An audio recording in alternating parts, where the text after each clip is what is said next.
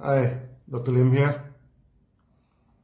Over the year, during gynotherapy, there is always a question on how to carry out weight management, how to diet and etc.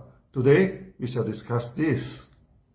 Many members, especially the ladies, always complain they do not eat much, but the body weight keeps increasing and become chubby. I have seen one extreme case. She only took chocolate and tomato on a very strict diet, but the body remained overweight. She wished to know why.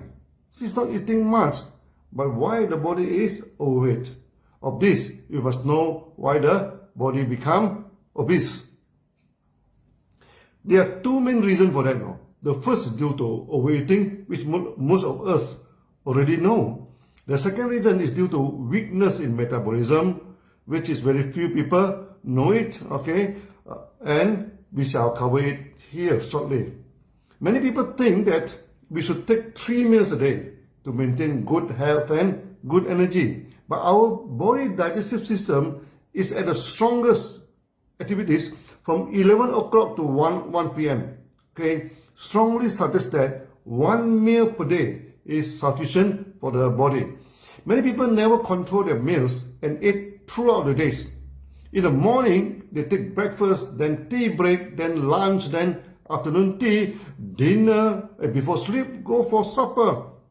We have explained in our past video, when you eat too much, you are stressing your liver and pancreas. That lead to many chronic diseases and depression. Yes, you do not get me wrong. The more you eat, the more depressed you are. During the meeting in Australia, many members complain about obesity. Then I explained my experiences in Australia to them. When I first arrived in Australia, I ordered a meal for my wife, my assistant, and myself. The meals were too big, we could not finish it. The second time, we ordered 2 meals and shared by 3 people. We still could not finish it. The third time, we ordered only 1 meal and 3 people sharing it.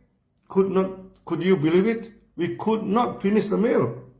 Eating so much for every meal for sure will land your health in trouble. After meeting in Australia, one member from Greek heritage brought me for a Greek restaurant. The dinner started with a huge plate, looked like a boat. We had veggie, meat, fish, sauces, and it. Wow. After eating, I thanked the member for the dinner. And he said, "What dinner? This is just an appetizer." Then the real dinner came. It's served with the whole lamb leg, and the whole fish so big. I never forget the dinner. And remind the member, if you continue to eat like this you will end up with a lot of problems. The question now is how to cut down the amount of food, and yet we do not feel hungry or discomfort. There are a few ways we can be on diet and not feel uncomfortable and hungry all the time. There is one habit that is important, which is to eat the food slowly. Chew it well before you swallow it down. Chewing the food and tasting it well gives you the satisfaction of eating. Also, the stomach needs 5 to 10 minutes to communicate well with the brain to give you the sense of fullness. If we eat too quickly, by the time you feel full, it is already too late. And that is supposed to be the feeling 5 minutes ago. Can you imagine how much extra food you eat during these past 5 minutes if you eat quickly? So, eating the food slowly is a first step to manage your food. Next is taking big meal a day, 1 big meal a day, and small meals other times. The time of big meals, preferably around 10:30 to 1 p.m. Many people support the theory that you should have a heavy breakfast, then that gives you enough energy for the day. That depends when you take your breakfast. If it's too early in the morning, by the time your stomach system is not yet activated, large intake of food can spoil your stomach system. So the best practice is when in the early morning, taking only liquid meals for easy digestion, then go for a big meal around 11 a.m. to 1 p.m. Then later part of the day, take only liquid meals like congee or porridge.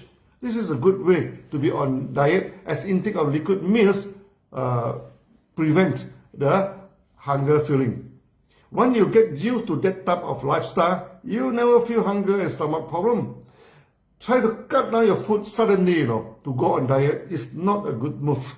When you cut down your food, you send a wrong message to your brain. Food is not sufficient. That will make you feel even more hungry. After the diet program, normally when you receive eating, the sense of hunger is great and you will unwittingly consume more food. At the end, your body bloated up and become more obese before your diet. The right way to start your dieting with slow eating, then in itself can cut down the food intake naturally. Then goes for one big meal and two small meal approaches, using liquid meals to replace the solid meals. At the same time, high fiber food like mushroom, wild vegetables, seaweeds, and etc. should be put into your diet. That give you the fullness of eating less a lot of calories. During this COVID period, the DXN started to promote the hanging garden at home and selling the mushroom logs so that you can get fresh mushroom at home, wild veggie logs, and you can get wild veggie gardens. So also seaweed for the food program. This is started in Malaysia and we shall promote it throughout the world. The other known reason for obesity is due to weakness in metabolism. When your body digests the food, you get sugar for energy and other nutrients like protein, etc. to build up the body. So when the food is more, then the surplus sugar and the nutrient will be combined for fat and stored in the body. When the metabolism or digestion is weak, this process is short-circuited. Before your body uses up the required amount of sugar and nutrient, they are prematurely stored as fat. The main reason why such short-circuit in fat metabolism happens in the body, when the body is weak and the metabolistic process becomes weak too. The food is not burned effectively to give us good energy, but rather left over as bioacid in the body. You need organic acid like citric acid or acetic acid to complete the burning in a circle known as citric acid cycle. In a citric acid cycle, it is here that occurs for breakdown products of the cell's major building blocks like sugar, fatty acids, amino acid, etc. and oxidize to carbon dioxide. It means the full burn-down of these food elements need bioacid. Nowadays, many people do not take in much bioacid foods like vinegars, sour tomatoes, tamarind, citrus, and etc. And due to misunderstanding of taking alkaline food, and they mistaken all this bioacid as non-alkaline food. This is exactly opposite to their knowledge. All these bioacid foods like vinegars, tamarind, sour tomato, citrus, and lemon are alkaline foods. And they can burn down the food completely and remove the metabolistic acidic waste. Then turn your body alkaline actually. When you're in Southeast Asia, here many people are used to taking sour food and sour soup. Obesity is not a problem until they turn into another eating habit full of meat without acids. Some countries they also take fermented sour food, like the injera in Ethiopia, which is a flat bread that is very sour, and you can see the people there are quite slim. When you are lacking a bioacid, your body will combine the surplus acid in your body and fat and keep it aside. That directly resulted in obesity. So for the lady who takes chocolate only for diet during the lunchtime, there is no acid intake at all. This resulted in obesity in her. Not only that, due to burning of food is not complete. She always complained about lack of vitality and lack of energy. Other than lack of energy, such obese people also lack of strength. They mean they cannot lift a heavy thing or go for long exercise.